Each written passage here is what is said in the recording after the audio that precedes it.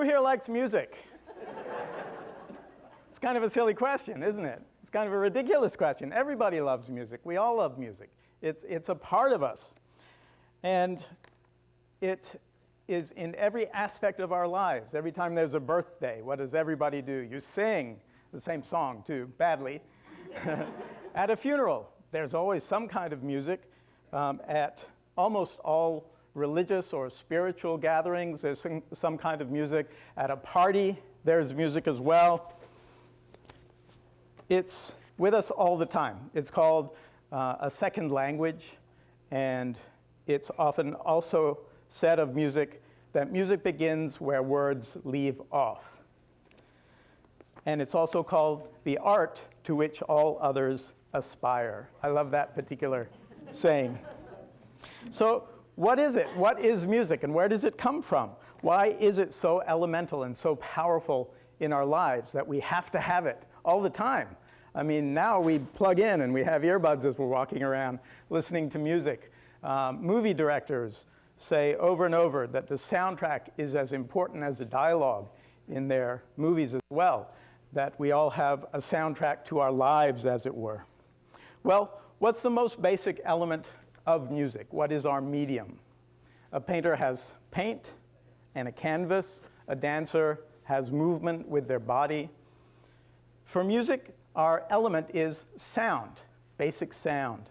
And our canvas, as it were, is time. Now, these are pretty big ideas at their most basic, the idea of what is sound and what is time. But what is sound? It's vibration. When you sing, when you make a noise, your vocal cords are disrupted and they vibrate and they come out and they make vibrations through the air that then go to your eardrums and they wobble your eardrums. And so it's calculated by your brain what that sound is.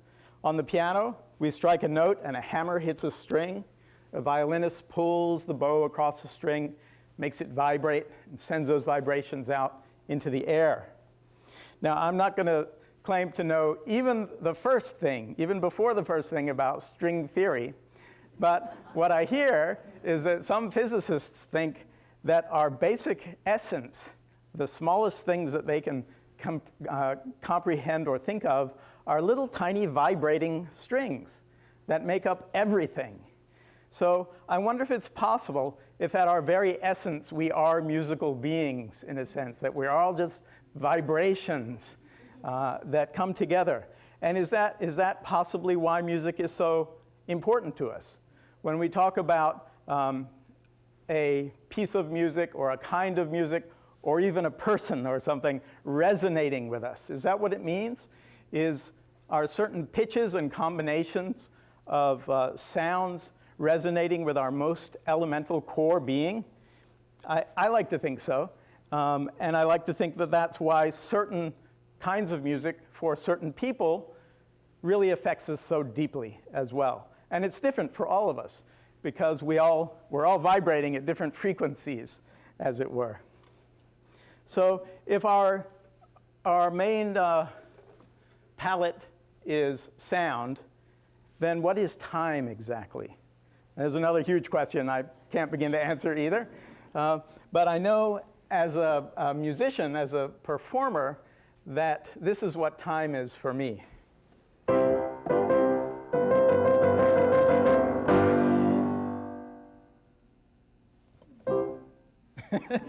It's that space in between when I can make you wait. You know what's coming, and I know that what you want to come next. But for me, it's that time in between. And one of the most exciting parts of music for me is when there's no sound at all. It's those spaces, it's the time that is important, that makes everything else make sense, as it were, and makes you understand what you want to come next and when it has to come next as well.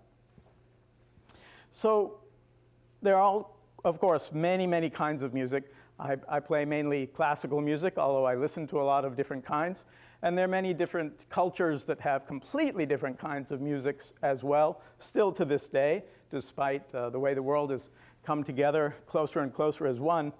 But where does the music that we love, whatever it is, where does it actually come from?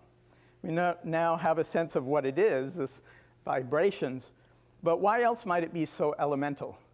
Well, when you're in your mother's womb, one of the first things that you hear, consciously or unconsciously or subconsciously or pre-consciously, is, of course, your mother's heartbeat.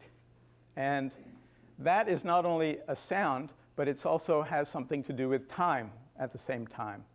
And it's not something that works like a machine, because, of course, our heart rate rises and falls all the time during our entire life, depending on what's happening to us. But from your first comprehension moments, you must be hearing that thum-thum, thum-thum, thum-thum, thum-thum, thum-thum, thum-thum, thum-thum, thum-thum. And the rush of the blood through the body as well. And I always have imagined that once you get a little bit more developed, you must be hearing the sounds from outside your mother's body as well. Of course, her speaking, which would also have some additional vibrations through the entire body as well that the baby must feel. But also everything else that's going on around them. When my son was still in utero in his mom, who's here today, thank you for coming, we went to a fireworks show. And I don't think he has ever kicked as hard as when those fireworks went off, because he was responding to that sound and to those vibrations without question. But I wonder if then our sense of rhythm and our sense of melody comes from this, that it is built into us from the very time that we're conceived, at the very cellular level. And each one of our cells is starting to coalesce and vibrate in their own ways. And perhaps they're vibrating specifically with those particular rhythms and sounds that they hear from their mother's body. So two of the main elements of music are time, or rhythm, which is organized time, and sound. What about melody? Again, that probably comes from hearing speech or even hearing music before you're born. But what about harmony? So when we talk about, I think you all know what I mean when I talk about rhythm and melody. Harmony is just the addition of more notes. So that rather than just having a single note, you add more notes to it. And you get a group of notes. We call them chords. And we have harmony, which is another essential element of music. So where does that come from? Did someone just dream it up? Well, if you take a long string of some kind and you pluck it, you'll get a tone. You'll get this tone. If you cut it right in half, you'll get the same tone, just higher in pitch, what we call an octave. If you keep doing that, you cut it in half again, you get what we call a fifth. If you keep going up that scale, keep cutting that piece of wire in half and plucking on it, you'll eventually get what we call a third, and then a seventh, and even keep going up, different kind of third, we call it a minor third. And if you put all those together, you get this, and if you throw in that seventh, you get this, which allows you, which pulls you to go somewhere else. And that's really the basic essence of what harmony is. It comes out of nature. You just keep cutting those strings in half, and you get, and it can take you anywhere harmonically with that seventh.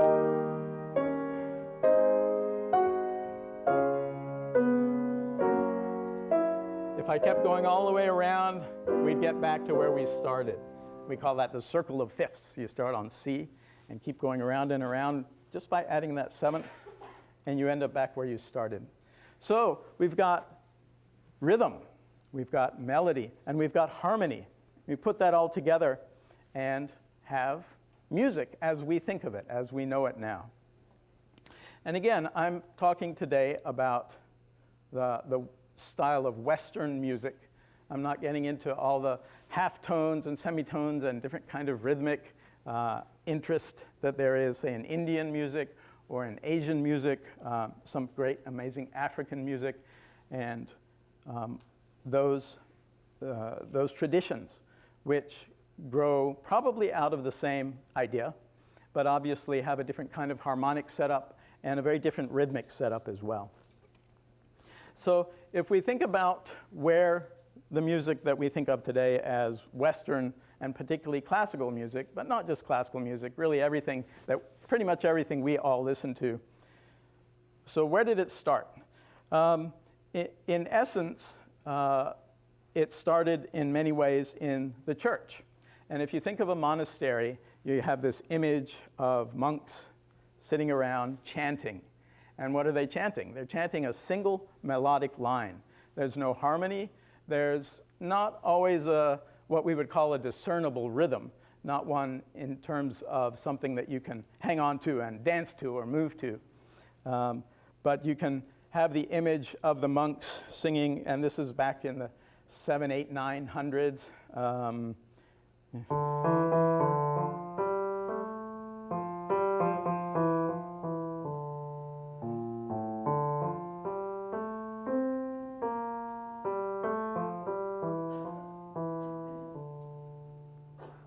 Very simple on a text, probably a religious text. And after a while, somebody discovered that if you sang another voice with that on a different pitch, that it was kind of interesting.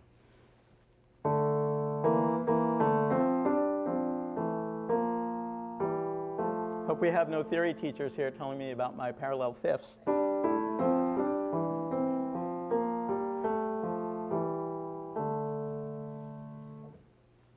It took a couple of hundred years to get there, from one single melody to adding two. And you continue on, and you get to the Renaissance, where those thirds and fifths are added, and you start to get what we think of, what we know today as traditional Western harmony, this kind of sound, but still pretty basic, based around 3 or 4 chords that don't go very far, and in terms of a harmonic progression. And part of that was due to the fact that the instruments of the day were tuned in certain ways. And part of it was also from earlier times that there were certain sounds that were actually forbidden in the church. For example,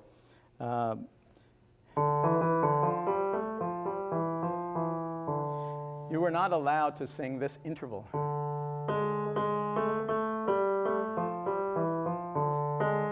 It was called the devil's interval. It was supposed to be so powerful that you weren't even allowed to use it. Those ideas gradually relaxed, or perhaps the music moved out of the church and became a little bit freer. And we move on to Renaissance music, and then from there to Baroque music with the composers that most of you have probably started to hear of Bach, of Handel, Scarlatti perhaps, where the music gets more and more florid, more and more interesting, more and more complicated. And rather than just having a harmonic bass of 2 voices or 3 voices that are moving along together, during the Renaissance and Baroque period, the idea of counterpoint took hold. And literally, the word counterpoint means a point is a note and counter is against, so it's a note against a note. So you'd have all these individual melodies that were independent playing along at the same time that somehow worked together. And that's really one of the great geniuses of a composer like J.S. Bach, that they're able to write pieces that have independent melodies, but they work together at the same time. It's a real puzzle. And his pieces that are called fugues are the highest example of that kind of writing. And the greatest example, I think, probably of Bach's special genius for that kind of thing. So now, after the Baroque period, things simplified again, after they got very complex with these incredible fugal pieces by Bach and his compatriots.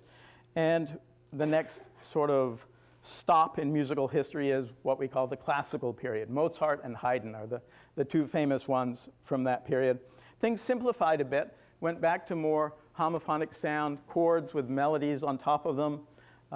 It's interesting that as both of those composers got older, they actually went back and started studying more Bach and got more interested in counterpoint and started using it again in their music as well, although in a completely different way than what Bach did. And right at the tail end of that classical period in the mid to late 1700s, a man named Ludwig van Beethoven was born. So it was in 1770. And when Patrick asked me to speak today, he gave me carte blanche to speak about whatever I wanted to. And there's so much interest in music. I mean, it's very difficult to choose something. But I chose this topic today for a reason. Next year, 2020, is the 250th anniversary of Beethoven's birth. So it's going to be a huge celebratory year. Any excuse to celebrate any great composer, we always jump on.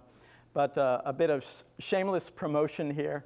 If you have the brochure that I passed out, I also, in addition to teaching piano here, direct the Emory Chamber Music Society. And next year in 2020, we'll be celebrating that great Beethoven year by having an enormous project where we'll be presenting in concert the complete string quartets, the complete 32 piano sonatas, and all of the violin and piano works and the cello and piano works. A lot of them right here in this room. So I hope you'll come to lots of those concerts and hear the variety of this extraordinary composer. But I thought I would take this opportunity to explore Beethoven's creative process, how he wrote what he wrote, and why it's so powerful to us as well. So where did Beethoven come from? He came out of this tradition that reached all the way back to chant and had come up through history, through the classical period. We are all a product of everything that has come before us and everything we study and everything that we know. It's almost impossible for something brand new to pop out of nowhere. So Beethoven definitely did not just come out of nowhere as this brand new figure writing music that nobody had ever heard before. That would almost be like trying to imagine that, say, the airplane came out of nowhere rather than starting from way back with 1,000 different inventions and 1,000 different ideas that all came together and eventually led to this extraordinary machine. So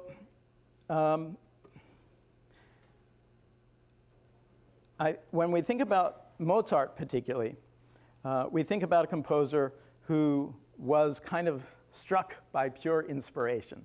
He didn't have to think too much about what he was writing musically. In fact, there are all these wonderful stories about him drinking with his friends and playing pool with his favorite horn players. And when he's not shooting or drinking, he's scribbling down notes for his symphony or writing a new opera or something. And it's just like a channel straight from God coming through him and pouring out onto the paper. And you can look at his manuscripts and see that they're just written out. There's, it seems, very little working out of anything. And even the great J.S. Bach, who again wrote such complicated music, these fugues that I was talking about, are, for us mere mortals, impossible to imagine even writing one. In fact, in music school, we all have to write one, and the results of those are just god-awful.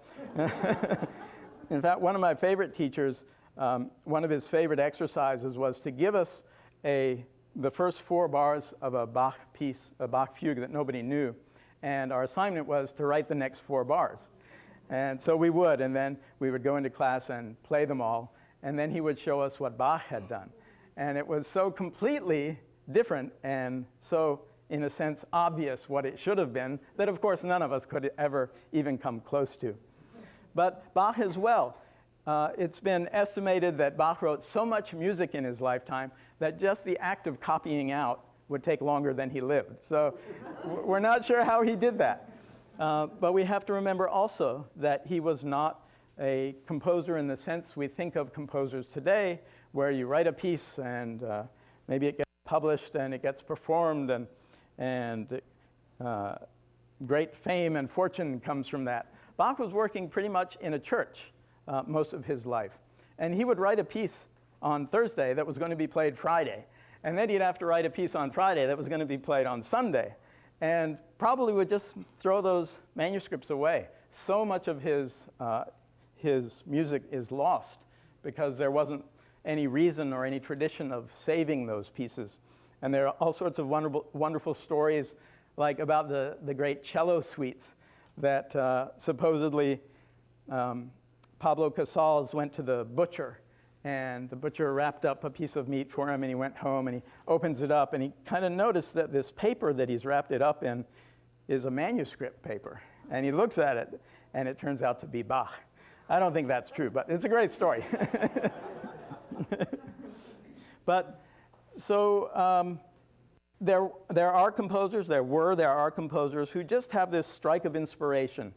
You hear songwriters sometimes talk about where their songs come from. And they say, oh, it just came to me, and I had to write it down. And some of them actually don't even write music. They'll just have the melody and work with a friend who can put some harmony to it as well. But Beethoven was a little bit different.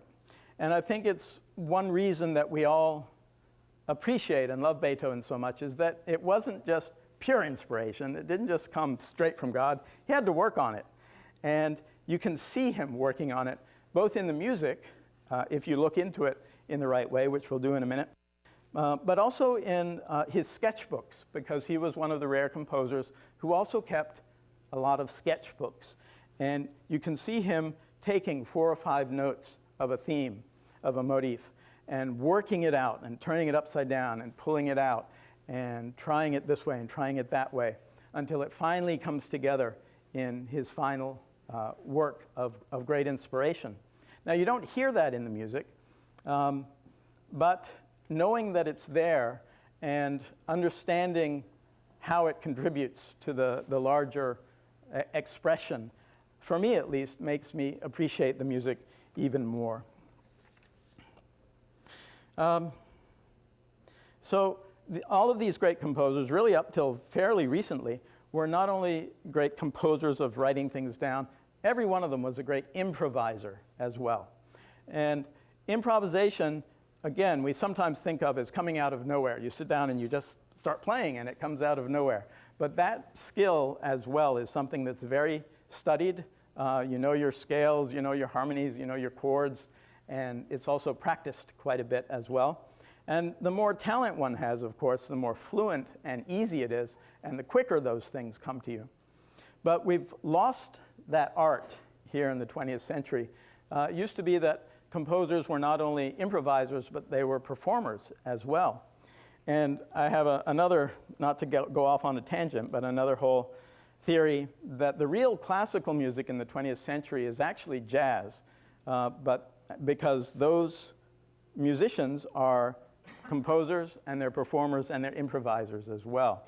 And a lot of them actually do write down their music as well, so it can be played later. But for various reasons in the early 20th century, some of them social, some of them racial, that music got kind of shoved aside. And another music of which we now think of as the classical charge came through. And I think set us back by about 50 years. But I think we're back on the right track now in terms of composition and performers as well. And there are all sorts of amazing younger musicians coming up now who are, again, performers and composers and improvisers as well. We usually call them crossover artists, but I think probably a whole new genre is developing at this point. So, as you see from the title, I'm talking about a specific piece and Beethoven's creative process through this particular piece. And it's called the Waldstein Sonata. And just a couple of things in advance. Why is it called the Waldstein Sonata? Very simple. It was dedicated to the guy who gave him money to write it, who was Count Waldstein. That's pretty simple. And also, what is a sonata? Sonata can be a confusing word because it's used in a couple of different ways. It's used to designate a piece, a large piece generally, but we also talk about sonata form, which is the form of usually the first movement of either a sonata or a concerto or a symphony. But the word sonata itself just means a piece to be played instrumentally. The vocal equivalent is cantata, to be sung. And so we have cantatas that are sung and sonatas which are played. Sonatas were written as early as Scarlatti and even before. Scarlatti's sonatas for the keyboard were very short, maybe 2 or 3 page pieces of just one movement, all in one spirit. Mozart and Haydn sort of codified the idea of the classical sonata being generally 3 movements, 3 big sections, a fast, a slow, and a fast. And then Beethoven expanded out on that a little bit more, often adding a 4th movement and often playing around with whether the first movement had to be fast and the second movement had to be slow, and if the last movement or the 3rd or 4th movement could be a minuet and trio or a scherzo. So he just added to that a little bit more. So this particular sonata, the Waldstein Sonata, comes from the middle period when Beethoven was starting to lose his hearing. He still had some hearing, but it was clear that he wouldn't have it much longer. And that, again, is something that could make a great lecture all by itself, because often we hear, oh yeah, Beethoven went deaf, and sort of pass it off. But if you can imagine one of the greatest composers in all of history not being able to hear and creating the Ninth Symphony, the great choral symphony, during that period, it's, again, like trying to imagine how Bach came up with his fugues. It's something beyond our mortal brains, I think. But this particular piece, this Waldstein Sonata, I chose today not only because it's a wonderful piece, great to play, great to listen to, very popular, but also because it gives us a perfect opportunity to see how Beethoven wrote. And the reason for that is that in this piece, he wrote it out, he submitted it to his publisher, and his publisher looked at it and said, you know what, this is wonderful, but it's too long. And the public are not going to want to buy this piece and try and play it. And remarkably, for one of the only times in his life, perhaps, Beethoven listened. And the reason for that was because the publisher was a very wise man. And he said, but you know, Mr. Beethoven, if you take that second movement, that beautiful Andante, if you take it out, you can publish it separately, and it will sell lots of copies, and you'll make lots of money. And you can just replace it with a different second movement.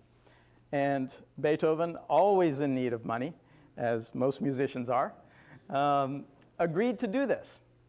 And again, it's one of the few times that he did. There's the other most famous one is with one of his very last pieces, the great string quartet in B-flat major, in which he wrote this gigantic fugue, which is one of the craziest pieces of music ever written. You must listen to it.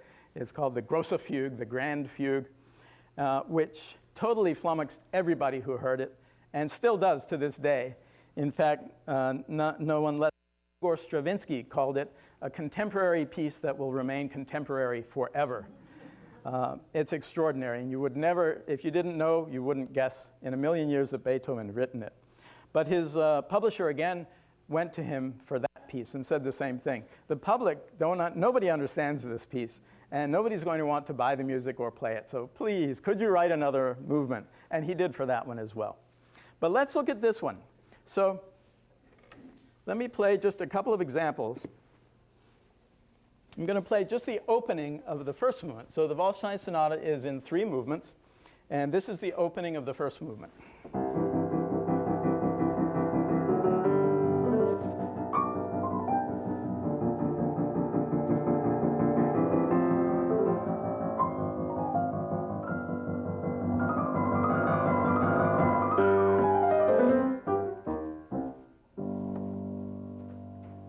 Very exciting, running around all over the place. And this is the original second movement, which is entitled Andante, or a flowing tempo.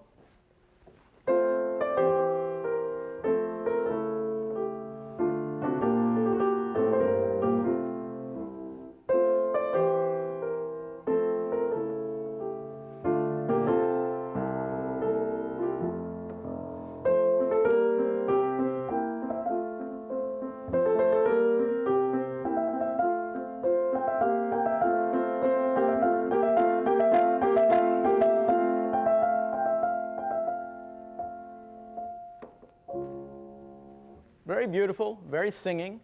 And this particular Andante is also in the form of what we call a rondo, which basically just means that you have a theme that you just heard, then something else happens, the theme comes back, something else happens, and the theme keeps coming back like that. The last movement of the Waldstein Sonata is also a rondo. So that was another reason, I think, that Beethoven reconsidered. I don't know of another piece that has two rondos in a row by Beethoven or by anybody else. So it's a little odd that way as well. But here's what, so Beethoven took out this Andante, he published it separately, and it was a huge seller, and so he actually ended up calling it the Andante Favori, my favorite Andante. And not just for the music. Here's the opening of what Beethoven came up with for when he went back to the drawing board.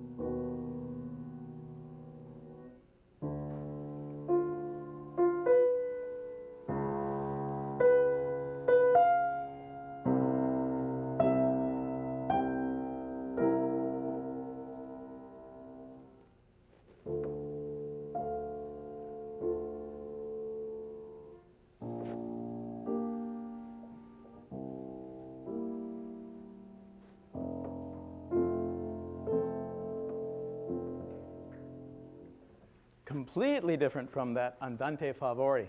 And in fact, he gives this piece of music the title Introduction. He doesn't even call it a separate movement. He calls it an introduction to the last movement. Doesn't sound anything like the first movement at all. Does it? Remember? Just running around, going crazy.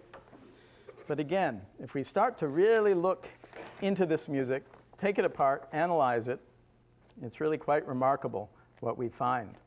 Listen to the bass line in the opening of that first movement. And I'm going to compress everything because there's so much of the music plays the same note over for a long time.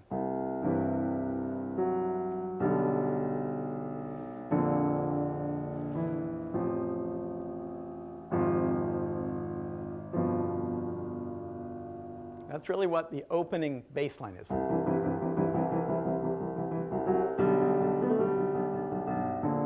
And if we do that in fast motion, it's just this.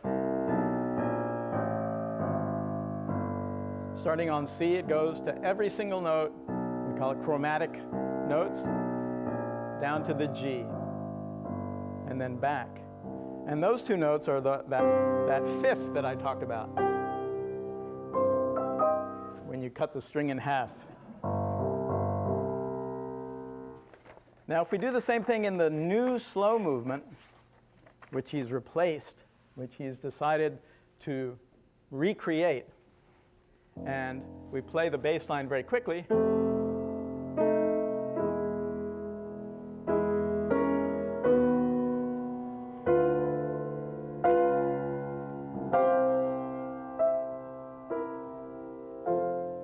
and if I speed that up again, we have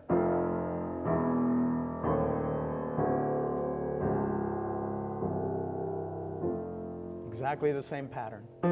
From here, chromatically down to the fifth, and then back to the first.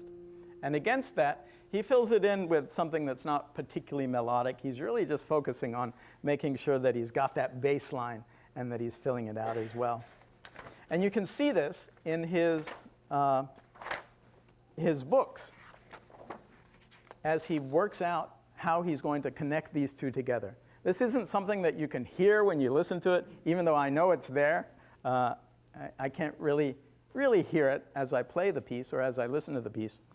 But it's such an incredibly strong tie that we're able to see as it were, the cells of each one of the the inspiration that comes together to form this entire piece so beautifully. Okay, I've got to move along so I don't take too long here.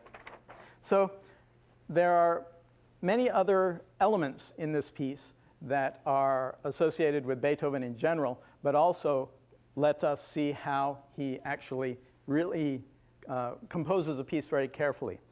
And probably the most famous piece of Beethoven of all is, right? If you stop someone on the street and ask them if they know any Beethoven at all, they might say, the Fifth Symphony, I heard it on that Lexus commercial, or, or something like that. But this is 4 notes. 1, 2, 3, 4. Beethoven was obsessed with this little motive of 4 notes. And it came to its most powerful fruition in that Fifth Symphony, because that first movement of the Fifth Symphony is one of the most incredibly structured pieces ever written. He takes those 4 notes and twists them around in so many ways, but uses almost only those 4 notes in different ways in the entire first movement. And I think that's why it has such power and strength in that particular movement. But you'll hear him playing with those 4 notes from the very first piece he wrote and had published to the very last piece he wrote. Again, it's nothing that you can really hear, but once you start to look into the music and analyze it, and then look at his sketchbooks, and you can see him writing those 4 notes and then changing the rhythm, turning them upside down, trying a different harmony with them. It all becomes very clear. And one of my favorite things here is, here's the opening of that first movement.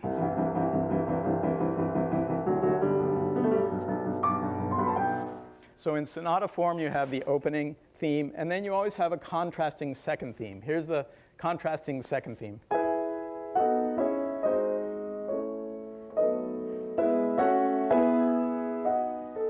Again, sounds completely different. It's singing, it's slow, it's beautiful. But if we look at the very opening, this little thing here up on top is now a 5-note figure that's comprised of a long note and then 4 notes.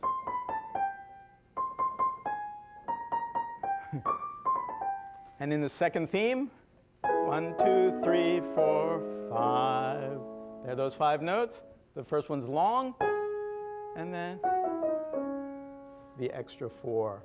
So again, he's hiding in plain sight, reworking this music in such a brilliant way that we can't hear it, but if you know it's happening, it's really fascinating. Very quickly, so where does the third movement come then? How does that fit into this whole idea of structured writing? Well, the first movement with that bass line, again called chromaticism, very chromatic. The answer to chromaticism is something just the opposite of just pure harmonic stasis, as it were. And that's what the last movement gives us.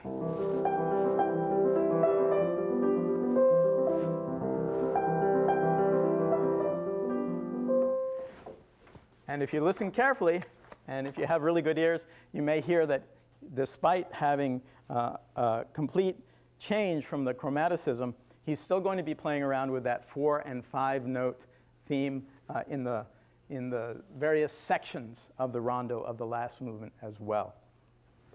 If we had a little more time, I'd show them to you, but I'd like to play the piece for you. So I hope when I look into these pieces like this, it sometimes feels a little bit like pulling the curtain and seeing the Wizard of Oz behind there. Or I remember watching a documentary about the making of a Mission Impossible movie, and they were showing how they did all those amazing stunts. Tying ropes around people and pulling them back suddenly, and then erasing the rope so you couldn't see them in the final movie. And now I can't look at the movie without knowing how they did it.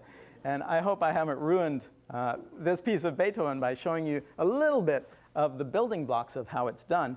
As I say, it's done so skillfully that you probably won't hear it. But knowing it's there is also a wonderful, wonderful understanding, deepens our appreciation of what this wonderful genius did. If we have time after I finish, I'd be delighted to take questions or even stick around after and answer a few more. So this is Beethoven's Sonata in C major, opus 53, the Waldstein Sonata in 3 movements.